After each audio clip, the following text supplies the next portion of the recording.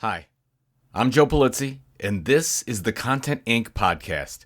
5 minutes every Monday for content creators who desire to be content entrepreneurs.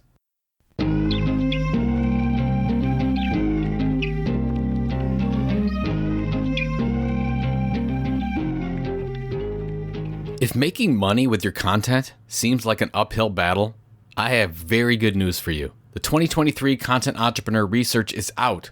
Coaching, books, and online courses are the top 3 most profitable and most utilized tactics to monetize content. So follow the research. Turning your content into a printed book with Lulu has never been easier. Go ahead and create a free account at lulu.com today. Well, I was just going to do a regular, hopefully insightful Content Inc. episode, but this is number 400. So a somewhat special occasion, round number, whatever. First, a big thanks to you for listening.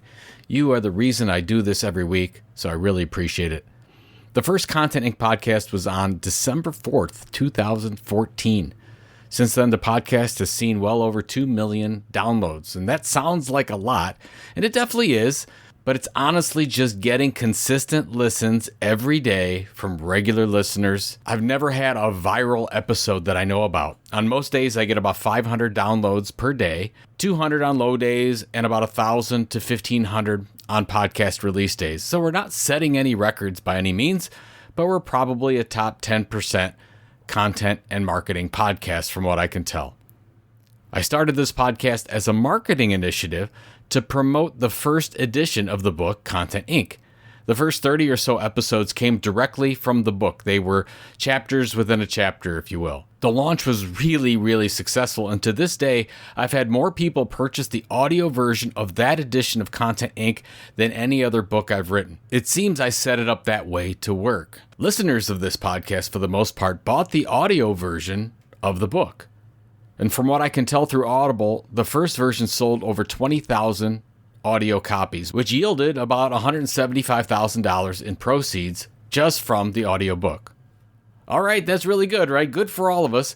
But how can I help you from this experience? Now, before I give you some basic thoughts, I've done nothing special with this podcast. There's been no clever video promotion, no major social media sharing. I don't really even talk about this podcast very often. I defer to the This Old Marketing podcast with Robert Rose when I'm a guest on other podcasts. That podcast is far more popular than this one.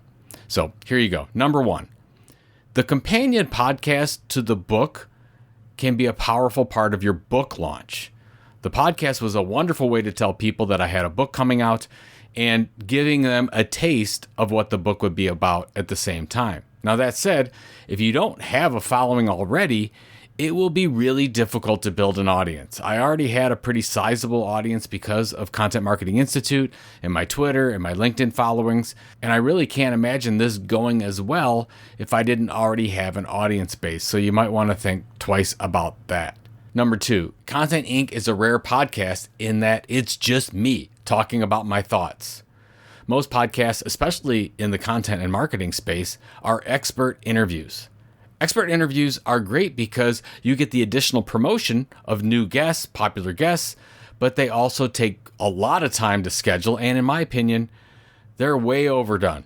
There are too many of the same types of podcasts out there. Now, all this said, think about doing your own thing. The Content Inc. 5-minute episode has worked great for me. It's clearly different from other podcasts, and once I get an idea for a post, it takes me the time to write about 750 words and then record it, which is about an hour in total each week.